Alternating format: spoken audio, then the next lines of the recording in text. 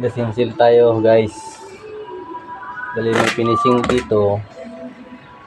So nagburot ito ng konti. Alin bang mas maganda? Hahabulin natin ito para hindi tayo magsinsil o sisinsilin na lang para makapagtipid tayo ng materialis. Ayan o, ayan. Ito yung burot niya. Kunti lang naman. Do, tapos na to. Diyan. Kasi kung hindi natin titil-tilin to, makapal yung finishing natin masyado. Kaya titil-tilin na lang natin. Kunti lang naman.